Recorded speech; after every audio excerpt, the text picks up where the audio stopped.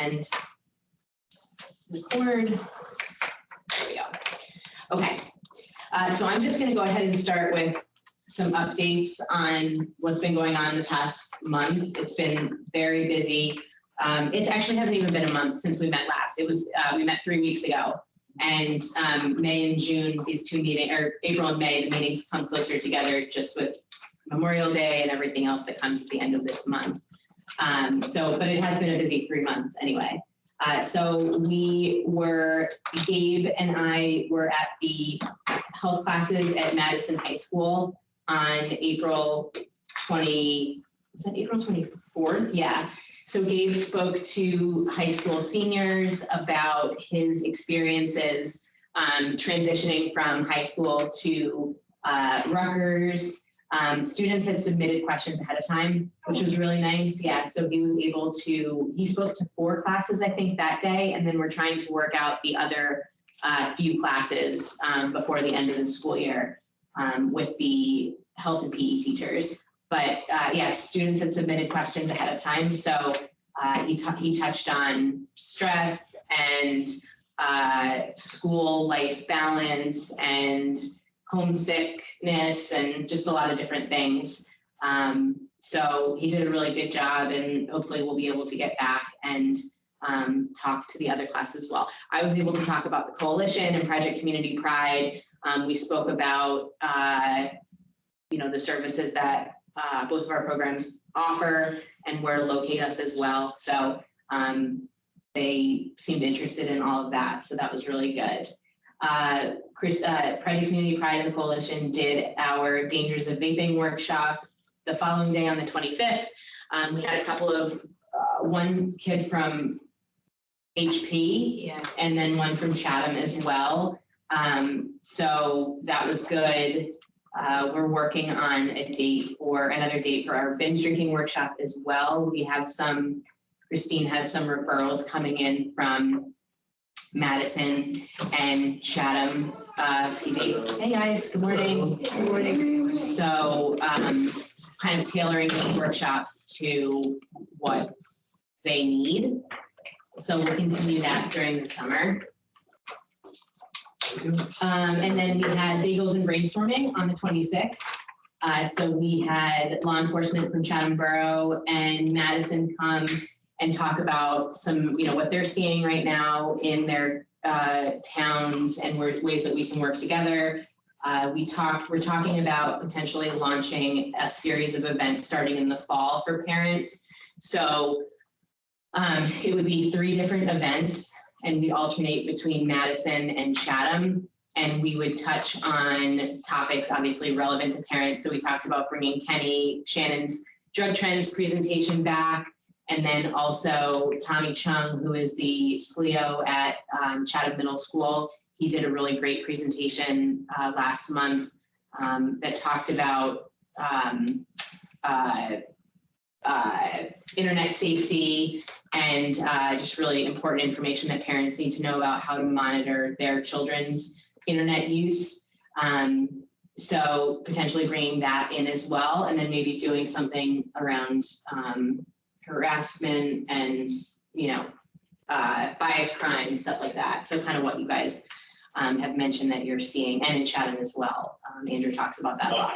So, we Chatham and Madison PDs both seem into it. So it would just be a matter of securing the locations and the dates. But like I said, looking at alternating between Chatham and Madison for those events starting in September probably, and maybe doing September, October, November, and pushing out to all of our respective groups. And it would be open to Madison and Chatham schools, parents. So kind of what we're looking at there.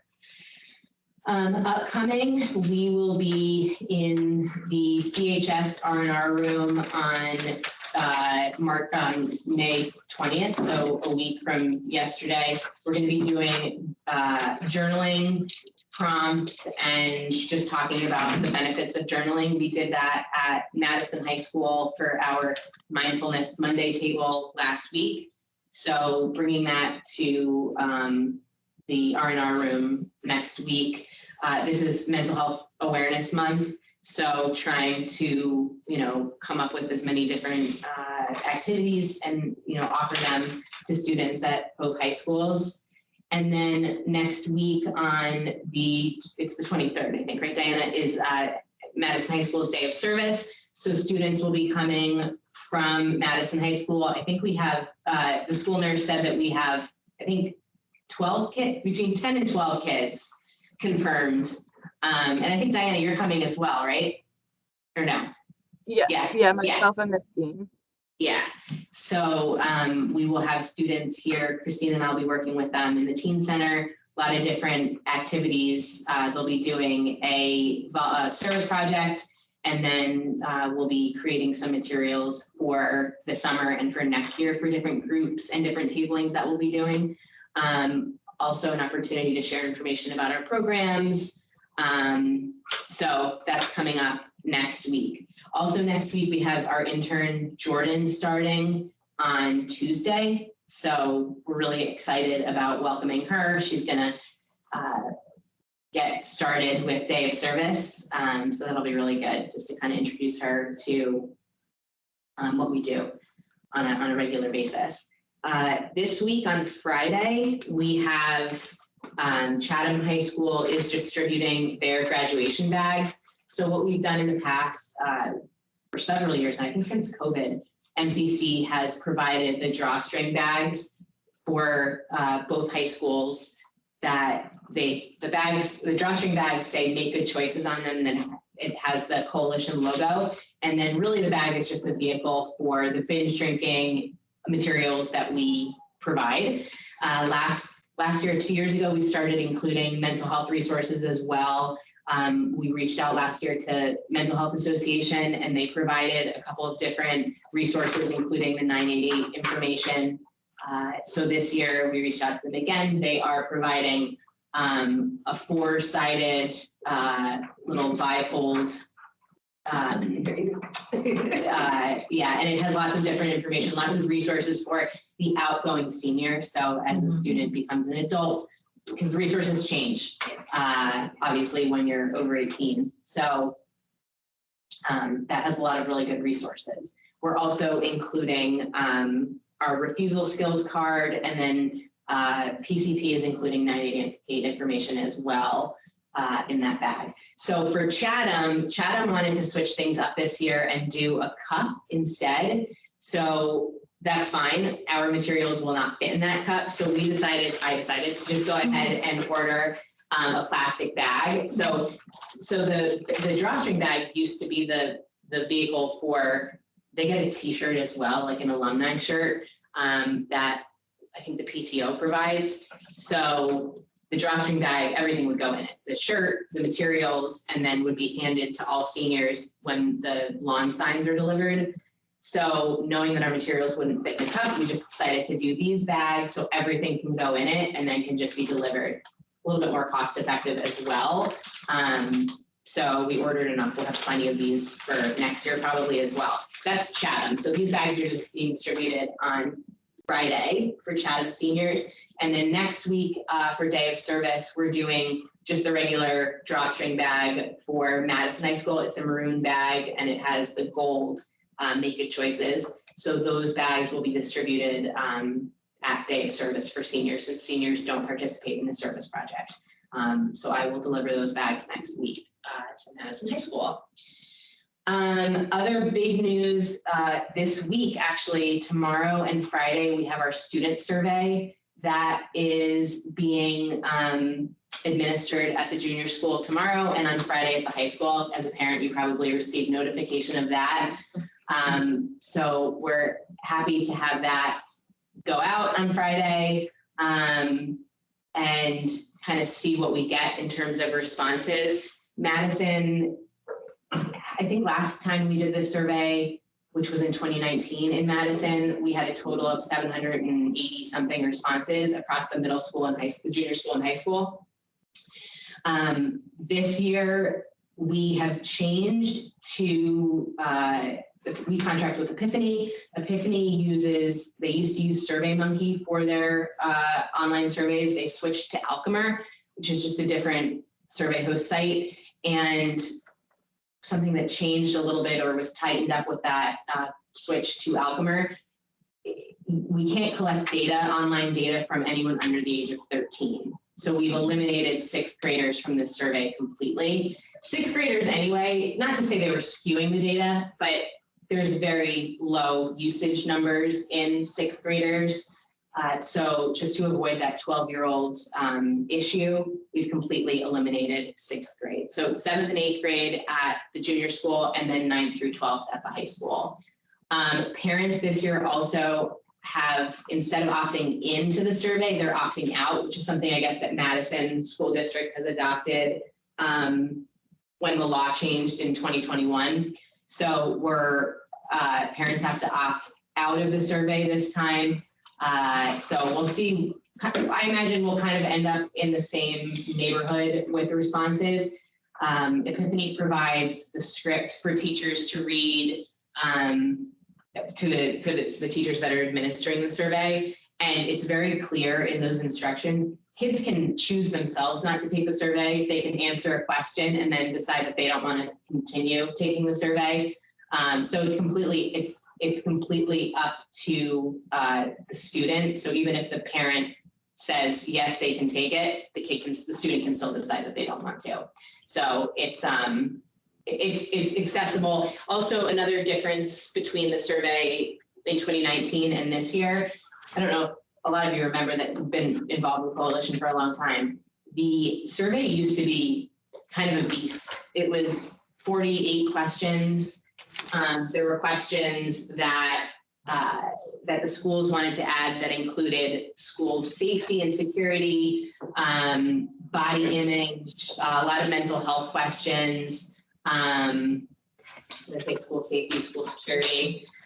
So this year, we've taken all of that out. As a coalition with this funding, we're only required to ask students questions about the 4 core measures. So that's 30-day past use of substances, perception of risk or harm, perception of parental disapproval, and peer disapproval. So those are the only questions that we're required to ask and collect and report data back on. And that's for alcohol, marijuana, tobacco, vaping, and prescription drugs. So the survey used to be 46 questions. It's 6 questions this time. So it's a lot more accessible. It's much less of a burden, I think, on the part of teachers and instruction time and student time as well. I think in the instructions, the burden of time is maybe 5 minutes. So it's not great for our in-kind, but it's still, we just want it to be as easy as possible. And we don't need to collect that other data. I think the schools survey students throughout the year on other mental health related questions and things like that. So it's a requirement for our grant to report this data every 2 years. So, we're just so grateful that Madison has agreed to participate and that we'll be able to collect this. And then also to kind of see where we are in Madison and Chatham, in terms of what substances are being used and also how things have changed since 2019. So it'll just, be a really good opportunity to see that and be able to use that data next year when we update our logic models and see kind of what we need to focus on. It was interesting. The survey is set. We use the DFC sample survey, like I said before, with the 4 core measures, and we got feedback from one administrator the only suggestion she had was to add a question about access, which is really interesting because access is something, in our logic models, access is one of our root causes. So marijuana and alcohol are easily accessible. And so that drives 30-day past use. So when I've spoken with Epiphany, over the past several years, when we've talked about the benefits of using the standard survey, the sample survey, or adding other questions, we always talk about if there was one thing that we could add, it would be access questions. Where are they getting these substances? How are they accessing them? And it was really interesting that was one of the administrators' feedback, that if we could add something, this is what we should add. So we all agreed that that was important. The thing though, unfortunately, with these surveys is you can't just add one question. You have to add a block of access questions. So we had to add 2 questions to the survey. So instead of 4, 6. But it's very important data, and it's one that's important. Rosella, do you have? Yep. Oh, you're muted, Rosella. Okay. In the questions, is there any open-ended question, or are they all select an option? No, they're all there's Likert scales, but they're all, yeah. With the open-ended questions, this summer we are looking to do some listening sessions with youth. So that's the opportunity for them to share more qualitatively, what they would include in an open-ended answer. So it's definitely valuable, and we want to collect it. Yeah. And do the schools get access to the responses? Yeah, so the way that the data collection works with Epiphany is they provide, in a few months, they'll provide their survey report they take all the raw data, they compile it, they create a report, and then the report is shared with the school. Nobody else has access to the raw data. The school doesn't, MCC does not. We contract with Epiphany to clean the data, to store the data, to present the data. So it's completely protected. There's also not any, there isn't any identifying information on this survey. So we're not asking any identifying questions, which is good as well. But so historically, Chatham has always taken the survey report that Epiphany provides. They'll usually put it on their website, and then the administrators have presented that data at a Board of Ed meeting. Madison, this was supposed to happen in March of 2020. So we had surveyed in January 2019. Survey results came back in May 2019. And then going back and forth about how the data was going to be shared. And it was finally on the Board of Ed agenda meeting, I think, for the State of the Schools address, which was going to be at the March 21st, 2020 Board of Ed meeting. And then obviously that meeting did not happen. And then from there, I think they did, I want to say they put it on their website, but it's kind of up to the school how they share data with the parents. Our hope is that they are sharing it. We share it at coalition meetings, but in terms of how the schools share it, it's kind of up to each school. So yeah, tomorrow is the junior school, and Friday is the high school. And the schools also are responsible for making sure the parents that have opted out, that information is being shared with the teachers, so that students that their parents are not allowing them to take it, they're excluded during that time. It's an online survey like it's always been done. It's an online, kids use their Chromebooks. There's no IP addresses that are tracked. It's completely anonymous. So we'll see what we get. We're hopeful that we'll get some good data and be able to work off of it as we move forward. So that's the coalition survey. Like I said before, in response to Rosella's question, listening sessions are something that we are starting to prepare for the summer. So looking at different groups in the community, looking at doing these listening sessions for teens and parents are always our most crucial groups that we try and collect data from, qualitative data from. We also do key informant interviews. We typically go to the student assistance counselors. We go to law enforcement, the detectives, the juvenile detectives, and sometimes faith-based organizations as well. So I think we've reached clinicians in the past, clinicians that work with adolescents also. So if you remember, last time we did this was January 2021 or 22, and we collect. That's sort of how the Draw the Line campaign came about. We got some really good data, that told us that kids were getting their alcohol from parents, but parents were widely unaware of that. And so we developed this campaign and then addressed that. So, we hope to get new information, or if we're hearing the same information, it means that our action plan stays pretty much the same.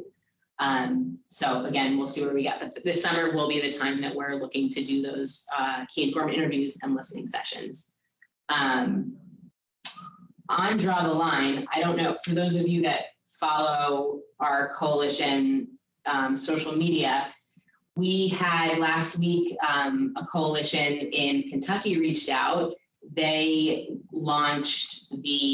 adopted Draw the Line campaign in Kentucky, and they brought it to their community. So actually, let me see if I can pull up the image and share that really quickly.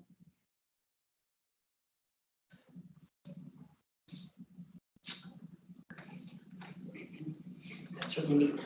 I can get it. Yeah, it is really cool. Mm-hmm. Wow.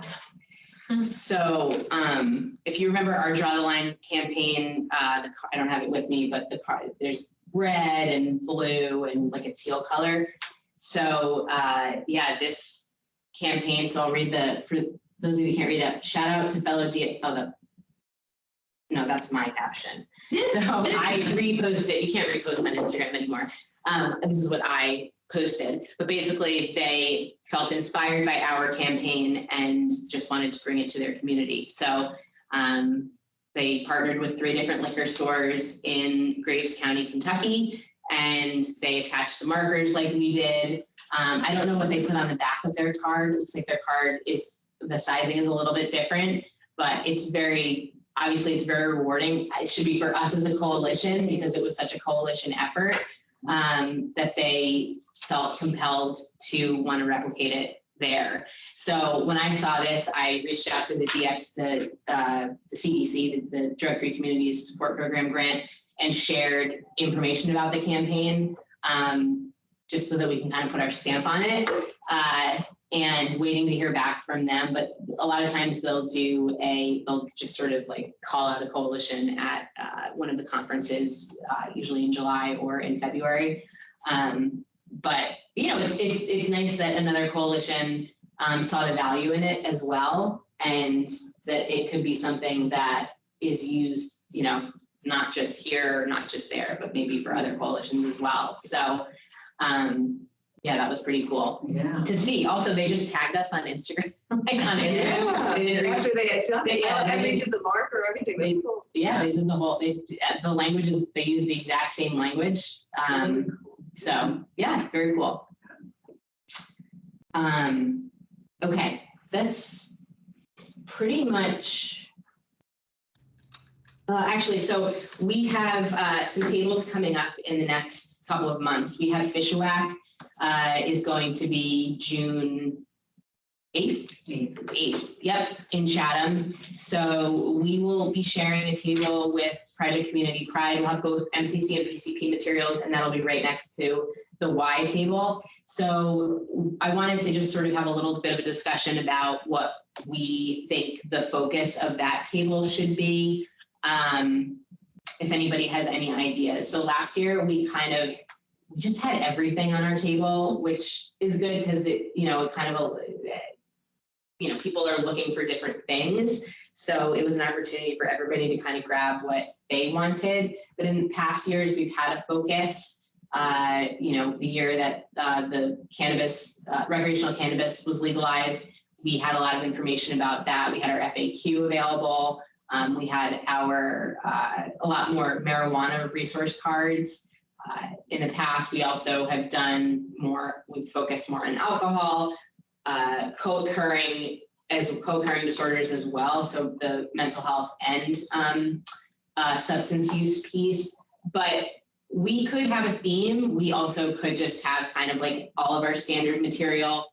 I just wanted to kind of put it out to the coalition to see if anyone had any ideas. I haven't ordered any giveaways or any materials yet, so there's still some time to do that. So I just, does anybody have any? Yes, Vicky. I raised my hand.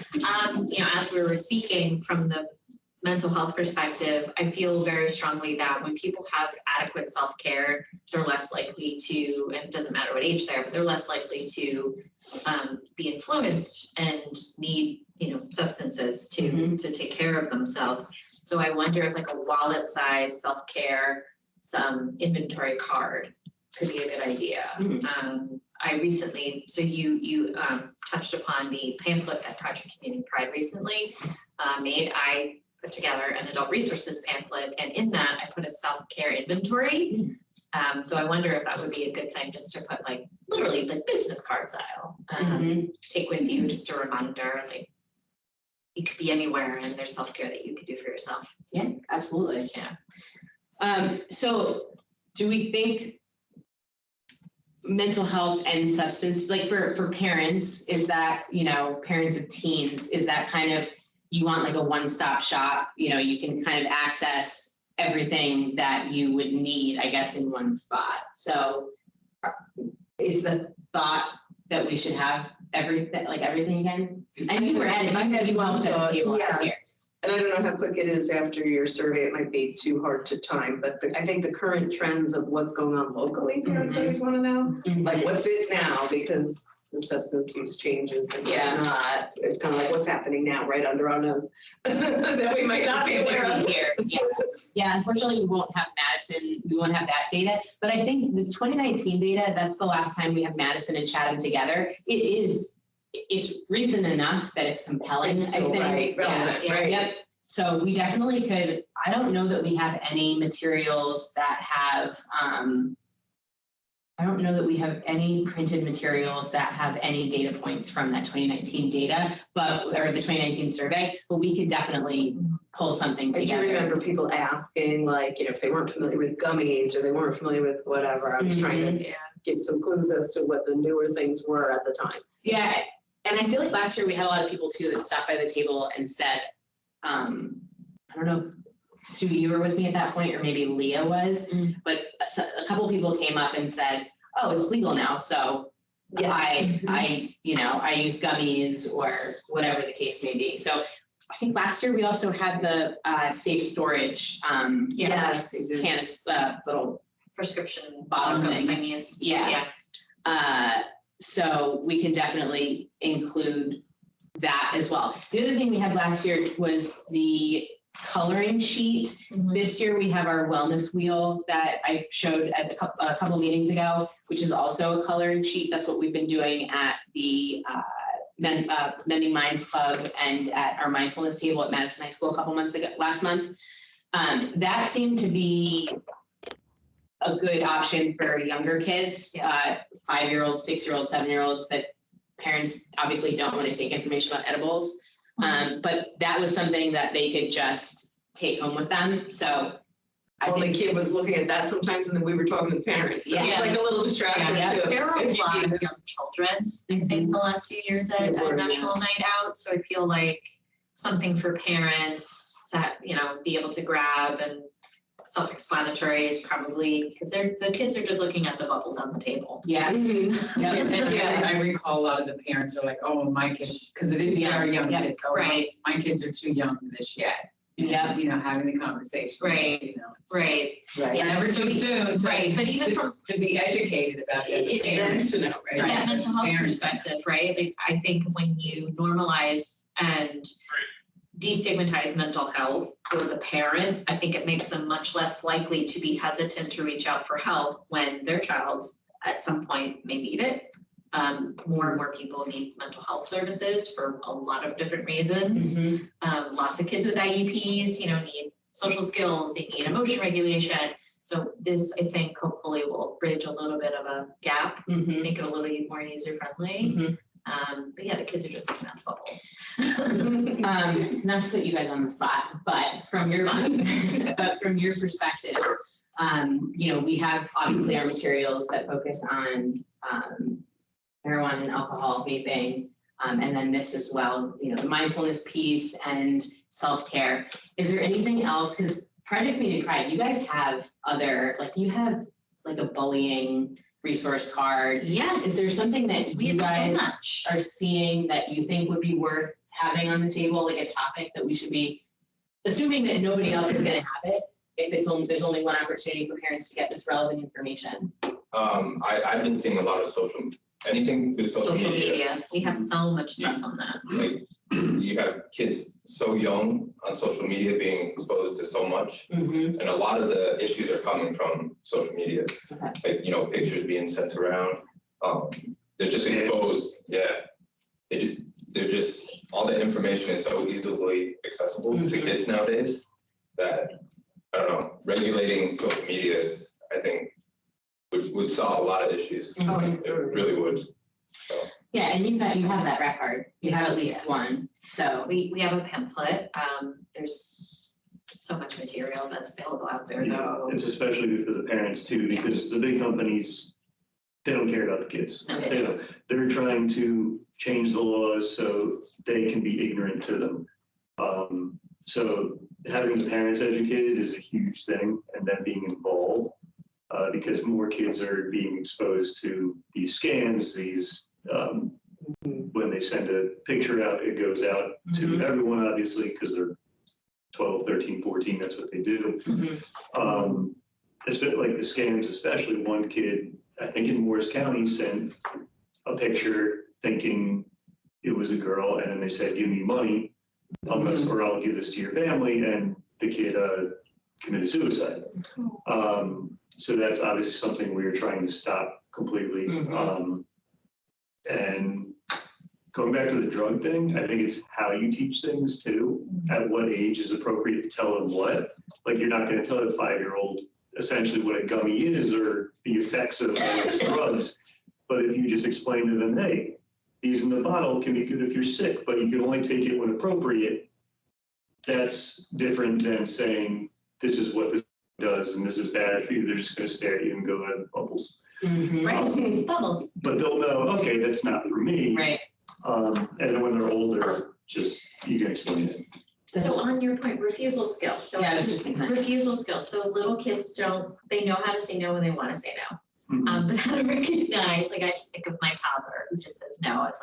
It's his hobby to say no, right? But learning that it's okay to say no and to feel confident in saying no. Because I think kids have like a barometer. They kind of know when something doesn't feel so right. It feels inappropriate when it comes to their own safety. So maybe a cute little card that talks about like how to say no, you know, or something like that. Not just say no. Was it Nancy Reagan? But something like that. Mhm. Something like that that's geared towards kids.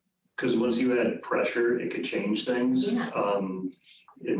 I went to DARE school and I'm starting DARE in the fall. And there's a lot of misconceptions about DARE because of what happened in the 90s, how their teachings have completely changed. And a lot of the bad stories you hear about DARE when they're like, oh, they were showing kids drugs, that was never part of the curriculum.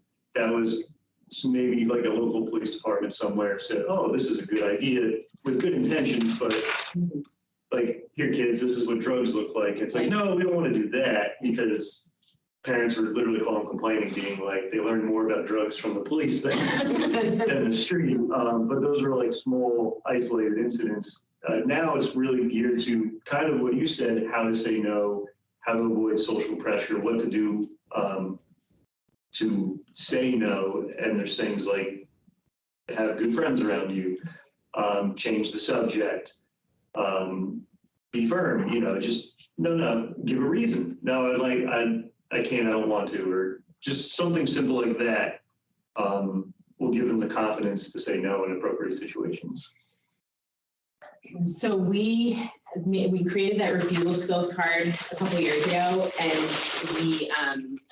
we include that in this bag. We also, our prom card that we give out to Madison and Chatham seniors that go to prom has this information. So they're gonna get this in more than one place. And this is just like, it's okay to say no way. And then it has different options, right? But it's really interesting. Our funding, we can only focus on 12 to 17-year-olds. So we should be starting, why can't we create a coloring sheet that has information for little kids? Because it's Community Pride works with elementary school, so that's very convenient. yeah, unfortunately, we can't, MCC wouldn't be able to fund something like, but that's why we're looking at all these other grant opportunities, so that we can do this stuff and we can bring these resources to elementary schools, because it's not that it's too late when they get to middle school and high school, but they've already learned, like they're already saying no to things they don't want to do. It's just like you're saying, how do we make this, the drug piece of it, how do we fit that into how they're saying no already? So I love the idea of creating like a coloring sheet or something, because, like Sue said, and Kathy, we get parents that come up to these tables and they have a 6-year-old or a 7-year-old or a 10-year-old, and they say, my kids are too young. Yeah, I don't have to worry about this shit. Right, and that's fine, but you do, and sometimes there's a little bit of friction there. Like if you try and say, well, just like for when you might need it, for whatever reason, it sometimes can cause some friction. So this would just be such an easy way to say, oh, no, this is just, but it just starts thinking it's part of like the social emotional learning component anyway. So I'd be interested in trying to figure out how we could fund something like that. I know like Dare. I loved Dare. I was a 90s Dare kid. It was fantastic. And like the dog came into my school and I still remember that. We got, like they have coloring books, partnership. The shoelaces. Yeah, I got a t-shirt, I got shoelaces, I got stickers. I love the shoelaces. Yeah, but they have like coloring books that have information about, why drugs are bad. And the language is just very ambiguous. And it's not, I don't think it was written by someone who specializes in the work with small children. Yeah. Of that age. Yeah, and I think that there's a way to do something also that's just like, it's more appealing to more people. Yeah. So I'd be interested in exploring that and seeing if there's some way that we could get that designed and ready to go for if not Fish Whack, definitely National Night Out, which is all little kids. Yes. And those little kids are coming up to a table and they're taking their arm and they're just going like that and taking all of your materials into an open bag. So that would be a low cost option for a giveaway at Fish Whack. Bubble stickers, candy. Yeah. The other thing I did not mention about Fish Whack and also the survey is, and I'm looking at Kara because this is something that we had talked about at the PTSO meeting last month. So we are also working on a parent survey. Epiphany has created a parent survey that kind of complements the student survey. So we talked about that a little bit at the PTSO meeting. Dave mentioned that he could share that easily just as a link for parents, and then with support from the PTSO to kind of share that out to parents as well. Our thought process on that with Epiphany is that we want the student survey to happen this week, and then after everyone comes back from Memorial Day, send that link out for parents, just so that we kind of keep things separate and there isn't too much confusion about what the difference is between the two.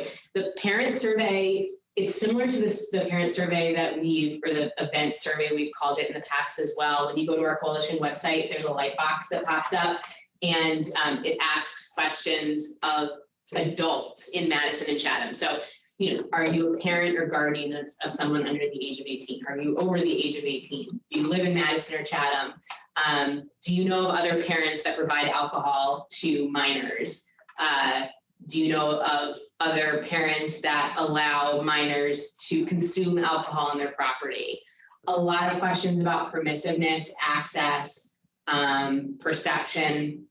What I'm working on with Epiphany right now, if we know that this link is going to be shared with all parents at the junior school and the high school, at least in Madison, let's say that we have one shot to get as much data as we can without making it cumbersome. We also were talking about adding a couple of questions about resources. So like, do you as a parent feel that you have the resources you need to talk to your kids about drugs and alcohol?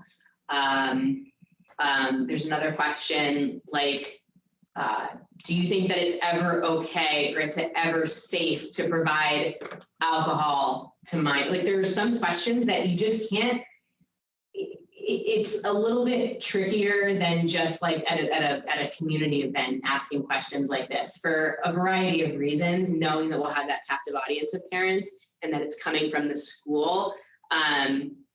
There's a couple questions that we're trying to work on the language a little bit more, but knowing that it's like a really huge opportunity for us to potentially get a lot of really good data.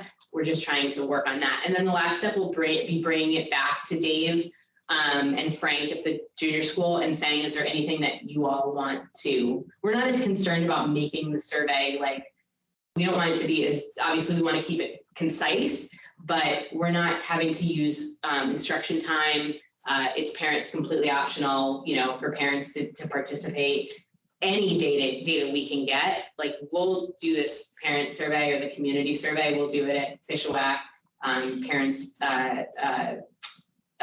National Night Out, events that we have throughout the year. We'll maybe get a couple. I mean, you remember last year, it's very difficult to get parents to click the, you know, to take a picture, do the QR code. So we think that we would get a lot more participation this way. So we just want to make sure that it's good to go and that we have, you know, we're getting everything that we would want from it. So more information on that, but Kara, we're looking at hopefully like after Memorial Day, that would be something that we would share out. Okay, so I'm just curious because I did notice that you have a community survey already up on your, okay, so that's separate. That's just a different, more broader. Okay. Yeah, so the survey that's on the website right now, that one's the survey that we had redone for Hidden in Plain Sight in January. Okay. So that's going to close. We're going to close that survey. That link will become expired. And then when we update the survey for, let's say May 2024, this will be a different data set. So it will be completely, some of the questions will be the same, but this data will be linked to May 2024. If you just, obviously, if we leave a survey open forever and people are just continuously able to submit data, we are not taking into account the environmental factors that are swaying the way that people are answering the questions. So this one will be specific to May 2024 or June 2024. Okay, I'm glad because I had it on my things to do and I was going to start posting that survey everywhere. So I'm like, I'm glad I showed up today just for this simple fact. Yeah, I appreciate that. And I will actually make that link. I'll take the light box down for now after the meeting so that people are not able to access that link. Yeah, because Dave did say that he was sending out the kids stuff starting this week, I guess. And then my only other thing was that as you were talking about information and materials, I don't know if you guys have a recommended reading list by chance for like parents on certain things.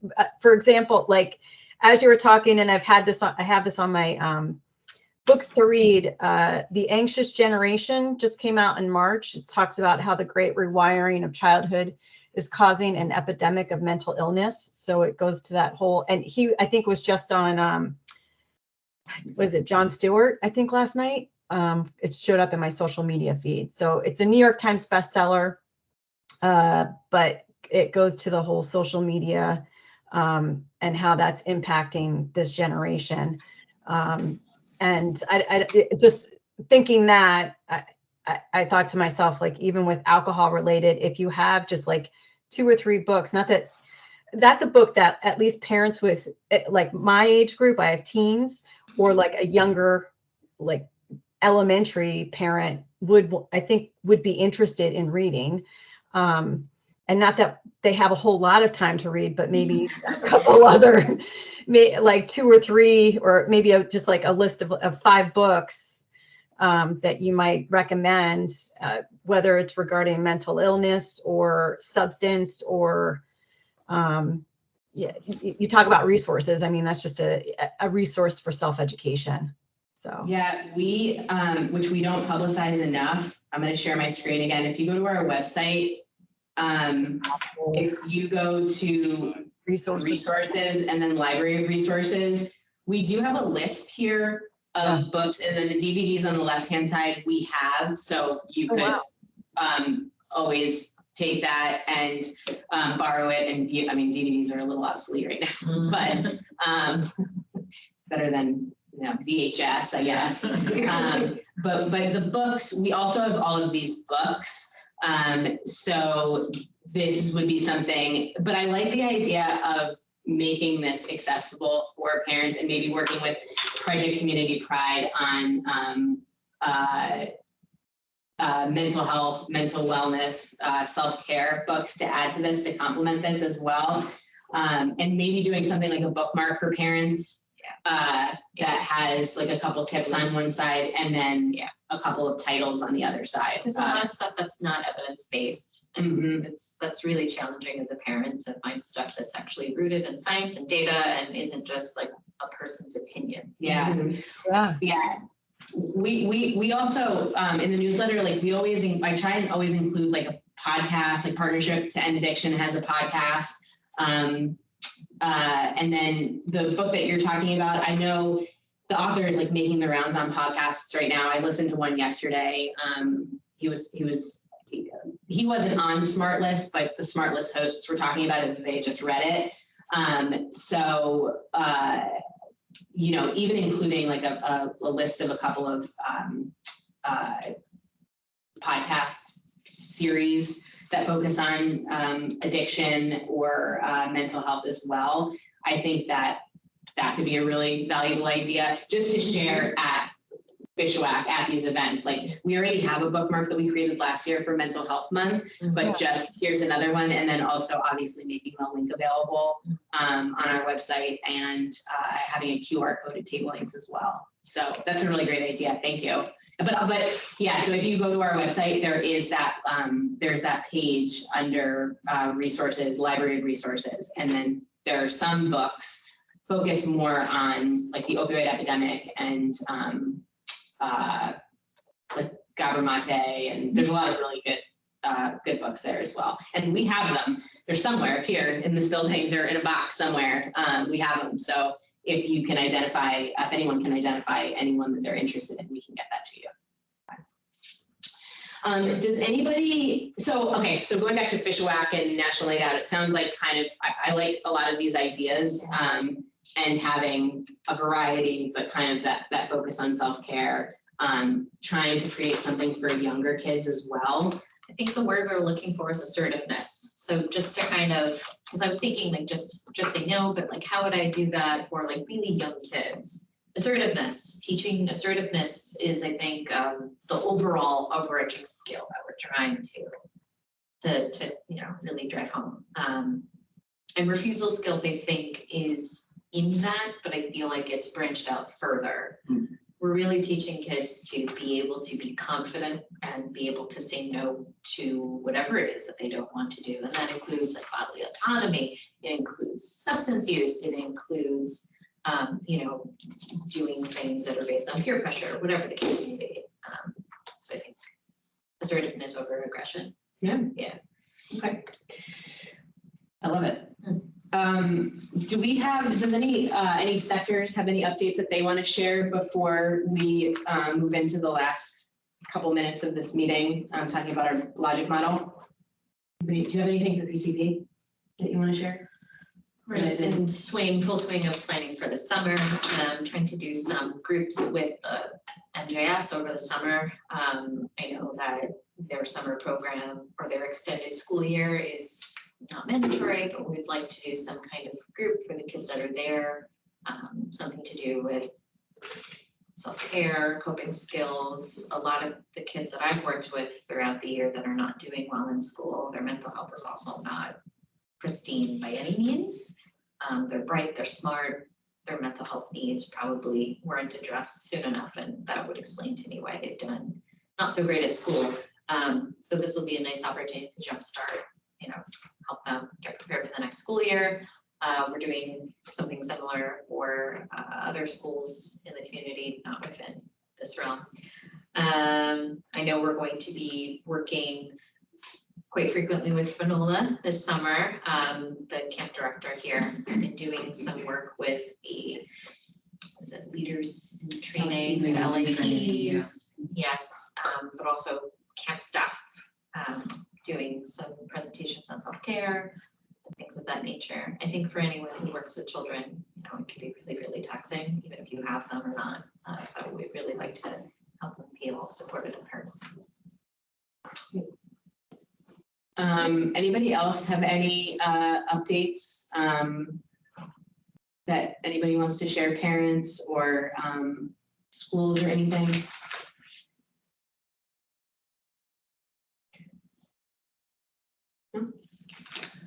We also, Vicki and I have done 2 teen mental health first aid trainings, 2 of the 6. The next one is this Thursday. Mm-hmm. Vicki and Jess will be leading that training.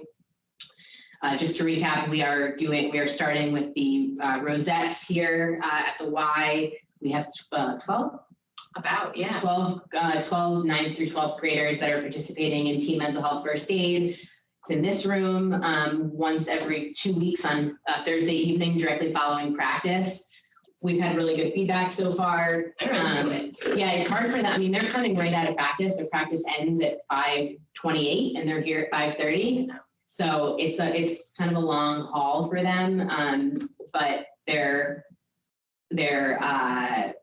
locked in and they're asking, they're asking good questions. They're participating. So we're really happy with it so far.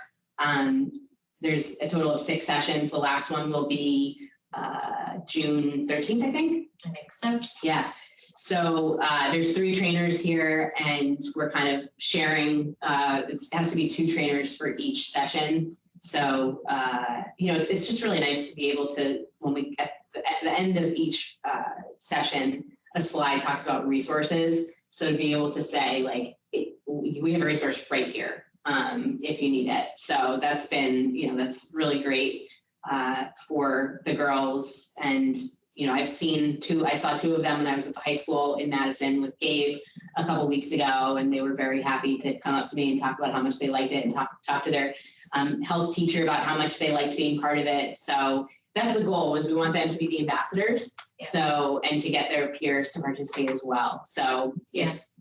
That's something I was thinking about with that is like, I'm in there like leading this, we're teaching this material, and I'm not there teaching as just a therapist. I am a therapist, but I feel like it's doing something with destigmatizing talking to a therapist. Like, wow, this Vicki person, she's like kind of a normal person. Mm-hmm. This isn't so bad, Mm-hmm. which I really like. I see them at the high school. I see a ton of them at the Y, and it's normalizing that speaking to a therapist is really just as much as sitting in a room with me.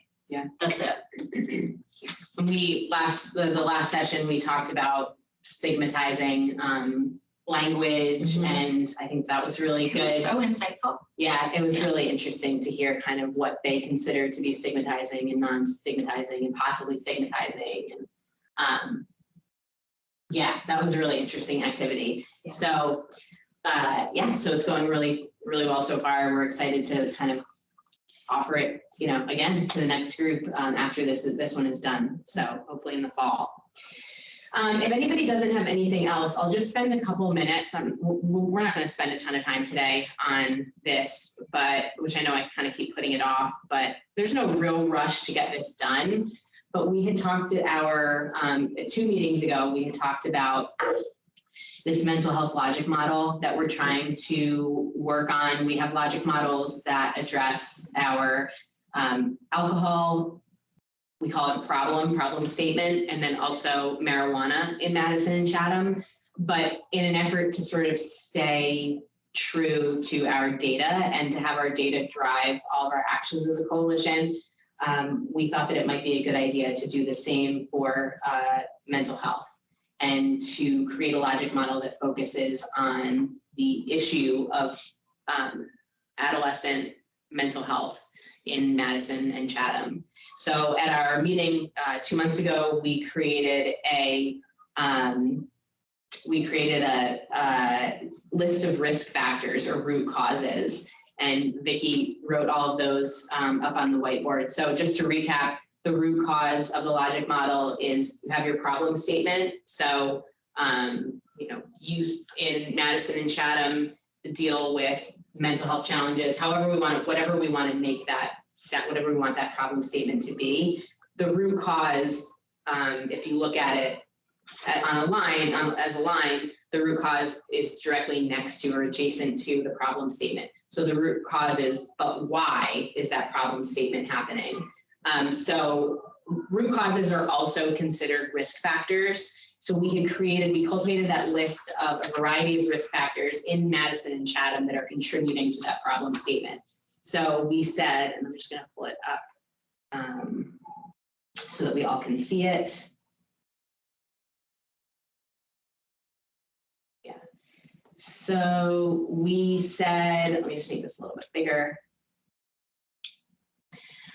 We said family history of mental health challenges, recovering from COVID, social media use, school stressors, family crisis or dysfunction or trauma, family pressure, the social climate, access to resources, citizenship status, stigma.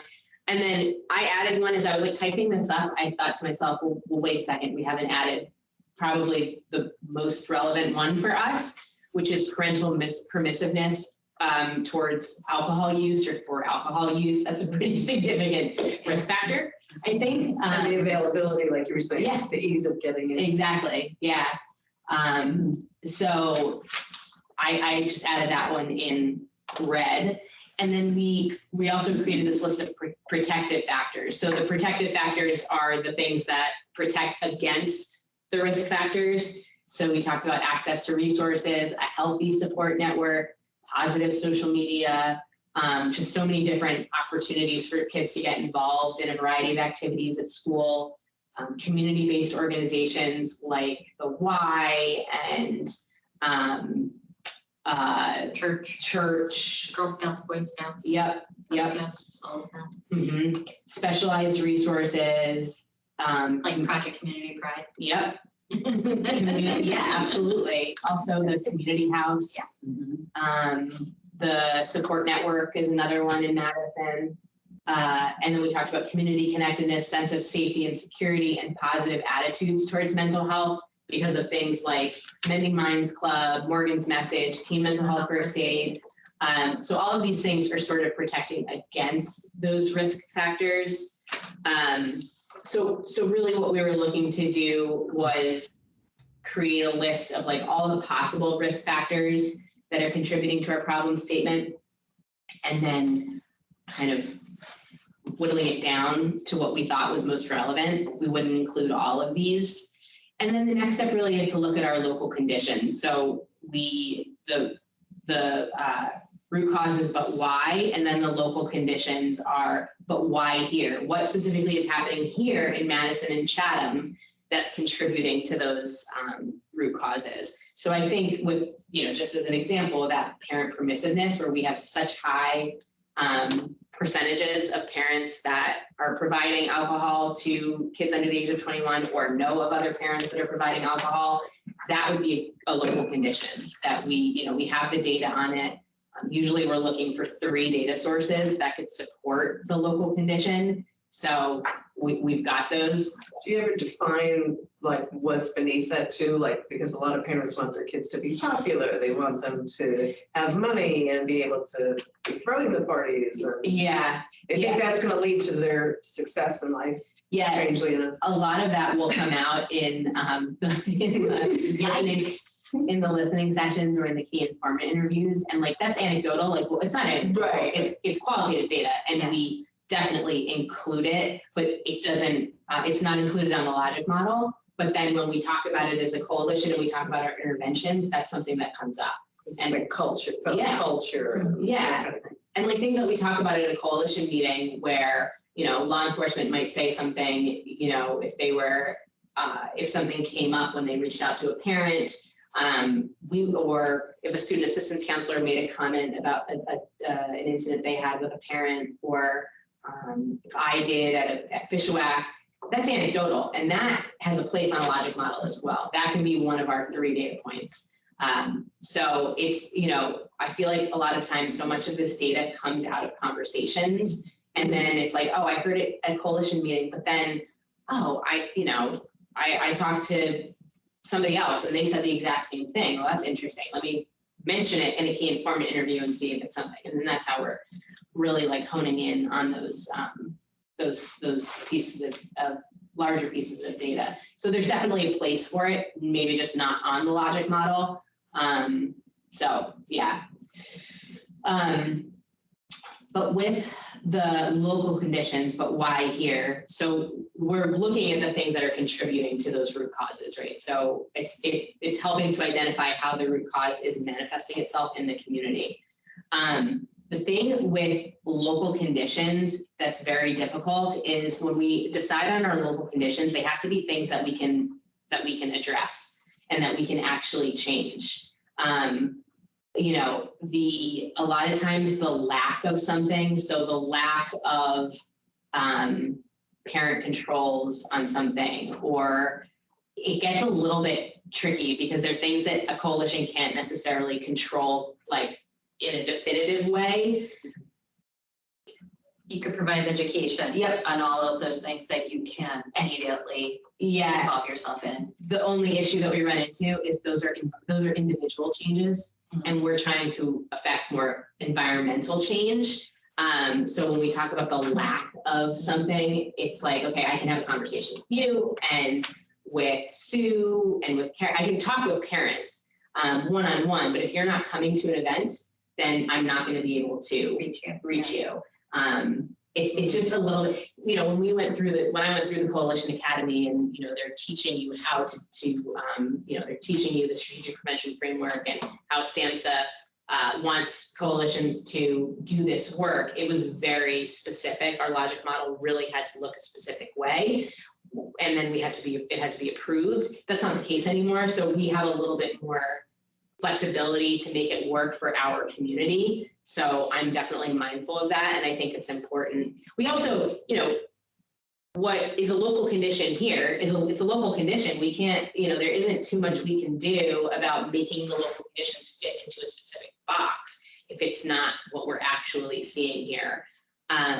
So I think that that's something to keep in mind, and Epiphany, it helps with that piece of it to kind of think about it more broadly and not think about it as something that has to be so specific and has to check all these boxes. But we do want it to be actionable, right? Like we want it to be, it's like a SMART objective. We want it to be measurable and all of these other things, and specific and attainable. And the R in the T. Repeatable. Yeah. Okay. Yeah. So the other thing, the reason why it's so important for us to do this work together, obviously, I think that we've seen a lot of success as a coalition in doing things together and being part of this process from start to finish, is because we all feel connected to our logic model then. And then when we're volunteering at a table, or when we're at a PTSO meeting and talking to other parents, or when we're in a session with a student and then having to have follow-up with a parent, we're kind of like, here's what you're telling me, and here's how it fits into the other data that we're seeing in our community. So everyone is sort of invested in it, and feels more compelled to help achieve the different items on our action plan. When we're specific also with the but why here, the local conditions piece, it helps all of us address the specific issues that we're seeing in the community, not just these abstract things that we think contribute to youth substance use, like on a broad scale. We know we have data that's telling us that it's happening here. So, that's going to help us create these thoughtful strategies that are going to be effective here in Madison and Chatham. And that, that's where the 12 sectors really come into play. We talk about our parent population. We talk about so many different groups in the community. And if everyone is invested in this logic model, if they help to create it and then are invested in sharing it out, then everyone is part of helping to solve these problems. So that's kind of why we're going to do it together.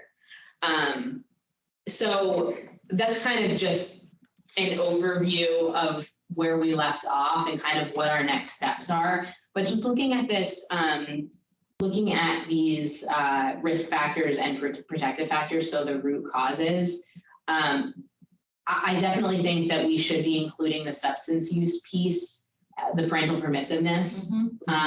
And I think the other thing that we can look at too, which might be a little bit more of a local condition, but looking at our, when we get our data back in a couple months from the student survey, looking at our 30-day past use numbers. And like, how is the 30-day past use contributing to, how is substance use contributing to mental health challenges? And, what is the correlation between the two? I think that we've already been doing so much of this work for the past several years of mental health and substance use together. So if we can start to be able to correlate some of that data and and that's maybe more of a qualitative piece, but, if there is a high rate of substance use in a population, are they also seeking treatment for some sort of mental health challenge, or is there any sort of connection there? I think that we'll be able to, if we can draw those parallels, we'll be able to create interventions that are appropriate. But besides that, are there any risk factors or protective factors that anyone sees on this list that we don't think are going to be relevant, or that maybe are more relevant to our community than others? Not to rank them, but is there anything that stands out to anybody since we've cultivated this list?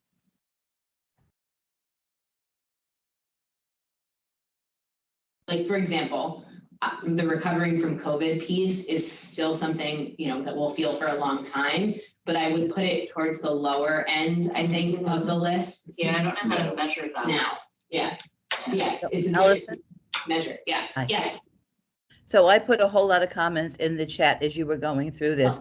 I don't think that recovering from COVID is the issue. I think dealing with the long-term effects of of COVID would be a whole lot more effective, because it's still around. So but there are families that were really traumatized by this, and I think that when you talk the whole thing about children in school, a lot of people just talk about learning loss. Well, a lot of children lost family members, and that comes back. That kind of trauma takes a long time to process. So I would suggest that you change the word recovering to processing COVID-based trauma. We do have family crisis trauma and dysfunction. But making it more specific to, Okay. He's actually thinking about the parents all drinking during COVID, which was really poor role modeling. That's a completely different side, though. social Are you behavior. talking about COVID, the sickness, or COVID? The The impact. time period. The epidemic. Yeah. Yeah, not the actual illness, the Yeah. epidemic of it. Just for the kids, that wasn't Yeah, anything. yeah. Also, the kids that still don't want to be at school, not wanting to go to school as a result, and The schools social that, effects. social, definitely. like just completely avoiding school. We're losing a family member. That's true. Yeah, That's still I do see a lot of happening. school It's still happening, avoidance. yeah. If you see that, Vicky, that. I see a lot of school avoidance. So it's interesting enough, the kids that are avoiding school are the kids that were so much thriving during home instruction, which I know is really hard for people to understand. Some kids just with social anxiety, they cope so much better with at least having their learning space be a little bit more comfortable like that. So those are the kids that I'm seeing with school avoidance issues.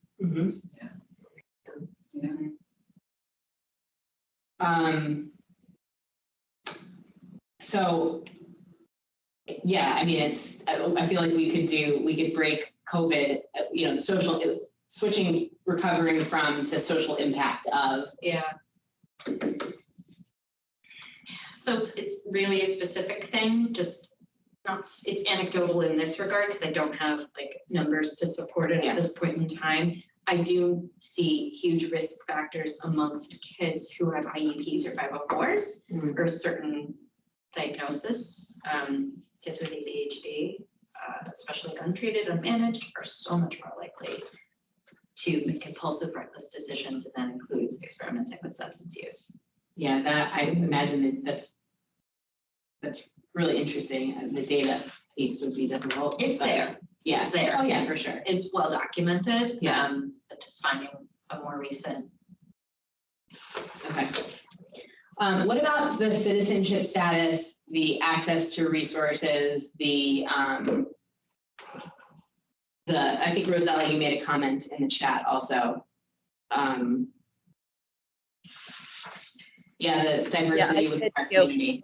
One of the interesting things is that when you're dealing with families in the Chatham-Madison area, people need to be able to, information is processed in quick go grab bites that they can process slowly afterwards, because everybody is so busy.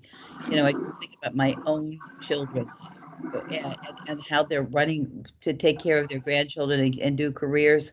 You know, they don't have time all the time to just sit and be part of a meeting, but they still need the information, and they need it in accessible means that they've got the information that they can grab, and then they can process it as they have time to. Mm-hmm. And I think with the resources too, like we talked about with the parent survey, we're asking parents. We have data already from the Hidden in Plain Sight survey. We're asking parents if they feel that they have the resources that they need to have an informed, discussion with their kids. So access to resources and citizenship status. I think demographically in this area compared to, let's say, Newark or Patterson, you're not going to see the same number of undocumented persons in this area. I know they exist, I'm well aware, but I think it's much more like citizenship status could be something that's a part of access to resources, because undocumented persons have limited access to resources. So I do think there's a way to tie that in, if that makes sense. I also think as a group, it's too identifying to even be able to address anyway. I mean, it would be part of a larger diversity. Right, so us putting information out there in Spanish and having our, 988 stickers and magnets and things like that, I think that kind of addresses some of the access to resources in regards to undocumented persons. Yeah.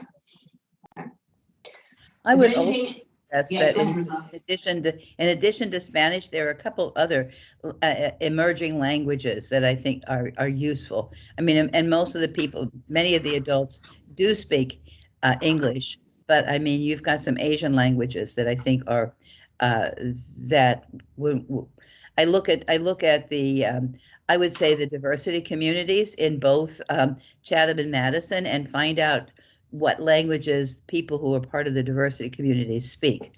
I think Spanish is essential, but I think we can't just ignore the other populations. And I think Ukrainian also. Yes. Yeah, based on what we've seen in ESL classes at the junior school and high school. Some Korean, Brazilian, a lot of Brazilian actually. Yeah. And I think that also as a coalition, like obviously it's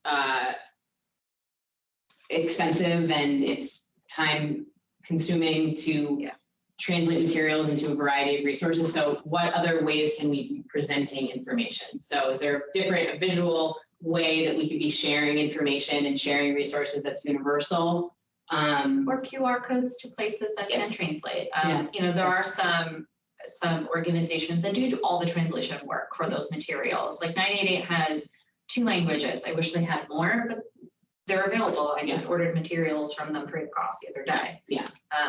988 is for everyone. It's the suicide prevention hotline. Yeah, and thanks to ChatGPT and AI, there's a lot of opportunities to get materials translated quickly and effectively, and So and Google Translate isn't perfect, but if you have on your website a key, there's a link where people can look at whatever you have on your website through Google Translate. Mm-hmm. As I said, it makes a lot of mistakes, but it's better to have something than nothing. Right. Yep. Last question I'll ask before we end. Is there anything that you can see on this risk factor list that we should eliminate?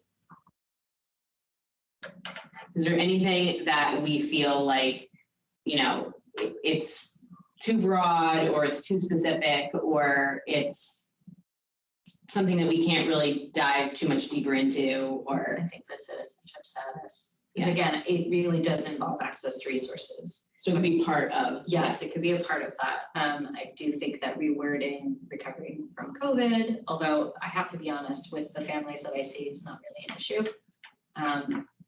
It's not to say that it isn't, but in this community, Madison itself, it's really not something I hear frequently. I would say much more so, is it school stressors? Yeah, that's the hugest I deal with in this age group. Anybody have any other feedback? Stigma's kind of broad too, isn't it? Yeah, I'm not it quite is. sure where that one's going. There's a lot of different stigmas, so Yeah, I there's would so be many. better to, Yeah. I don't know if it's better to further define it or just. Attitudes towards mental health, attitudes towards substance use, I think. Yes, be more specific. Yep. Okay. Okay, so we will,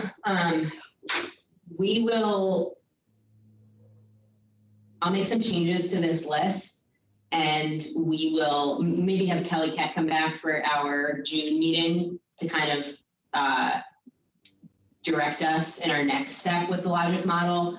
I know when she came to the January meeting, the last thing she said was, you know, work on your risk factor, your root causes, start creating that list. So we've done that. So we'll kind of go back to her and say, you know, here's what we've come up with, and then try and come up with next steps with her.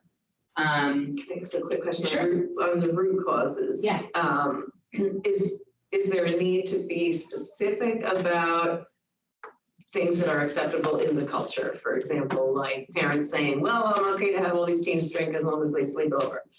Or I was thinking of two, sleepovers, and then I came across parents that would say, I'll just keep your vaping and your cartridges and all your crap so you don't get in trouble with your mom. So they were actually like, you know, doing things like that as well. I don't know if that's, I mean, it's anecdotal, Yeah. but is that something you ever want to like define as part of the culture of a wealthy community that wants their kids to have friends and be popular, so to speak? Yeah, Like some of the specifics to it. yeah, I mean, it kind of falls under the parent permissiveness and also Culture.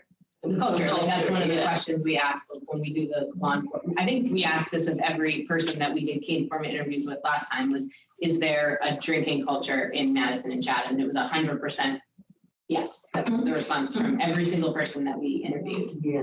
So I was actually thinking when you're saying like the parent survey, would you ever ask a specific question like, do you think it's okay to have teens drink as long as they sleep over? Yeah, the question I Like, think, I'd be curious. I think the question we have on the survey right now is like, is there ever a time, is there a time when, let me see if I can That just, you think it's okay. There was something like that. I think you said, yeah. yeah.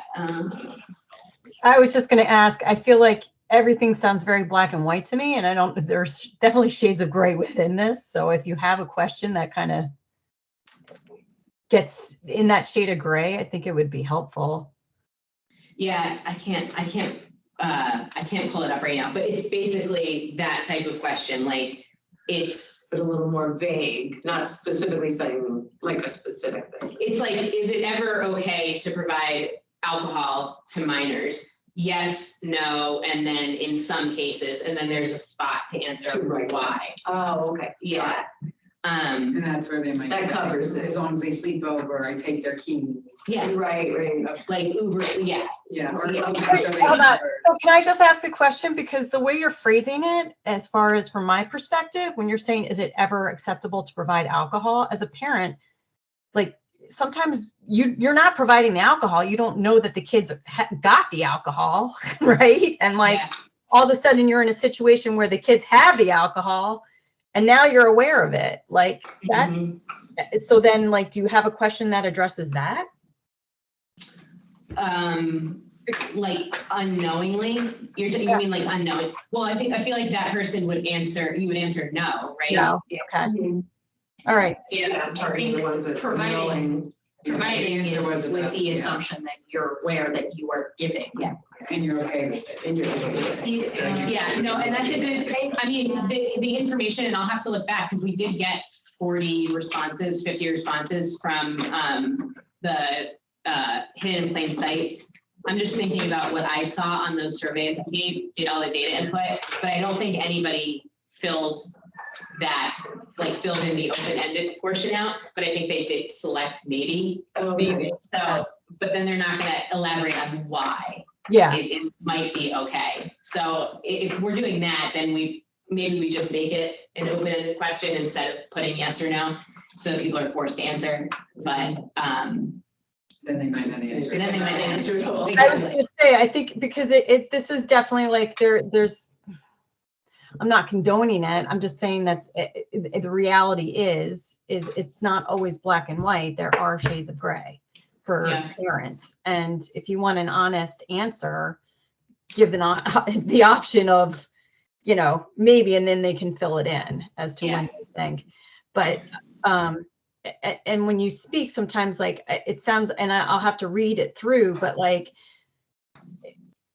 if the parent is providing the child alcohol, their own child, is there a delineation between a parent providing alcohol to just a generic public of children or like for your own child, right? Yeah. Like, Yeah. because that's another layer, as I'm learning, as I've learned, that's another layer that's in there. Yeah, I think I don't think the question is, do you provide alcohol to your children? It's, do you know of other parents that, it takes the ownership completely off the parent, person taking the survey. Yeah. So do you know of other parents or other adults that provide alcohol to kids or minors or whatever the language is? It's just very broad like that. Okay. So it could be, you know, you're hosting a party, an adult is hosting a party for their child. They're having other kids come to the party and they are providing the alcohol at that party. Yeah. So, it could be, when you're answering the question, it could be you that you're saying, yes, I am that adult. Right. Or it can be, I know of other adults. What we're trying to capture isn't like, who, yeah. No. Yeah. But There's the a distinction. distinction, and like, it's just funny as I'm navigating it as a parent, I've had the hard line, right? Other people don't have the hard line, Right. but then there's ones on the in between that, you know, they operate in that gray area, so to speak. So And that's something that we've run into, and like it's difficult to address because, like you're saying, you have a rule with your children, and you would not in your home provide alcohol to your child or your child's friends. But then there's another parent who does allow it, and now they're making that decision for your child and for you. So there are ways to address that, or they're not evidence-based, but there are strategies to address that, like creating a directory of parents, a safe homes directory, or something that, like, here's a list of parents. And it doesn't really work because nobody wants to put their name on that list. Or if the absence of your name on that list is indicative of something. Yeah, it's a difficult one to address, but it's something that we hear a lot of times. Like, I'm not giving my child permission, another parent is giving my child permission, and that's not okay. So I think for us, it's how do we just get across the messaging that it's never safe to provide alcohol to anyone under the age. I mean,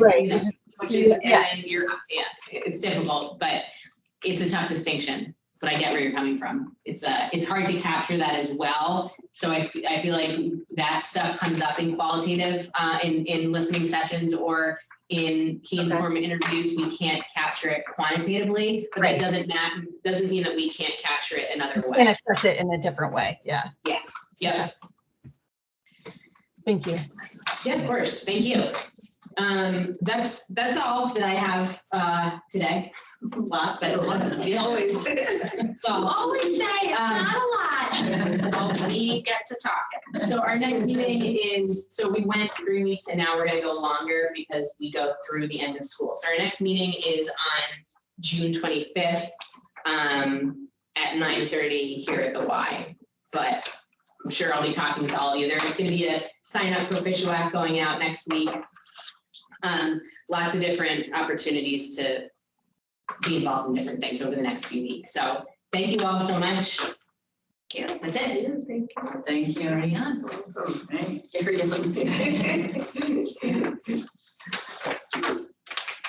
Have a good day, everyone. Yeah. Well. Happy your season is over, right? Yes. Yeah.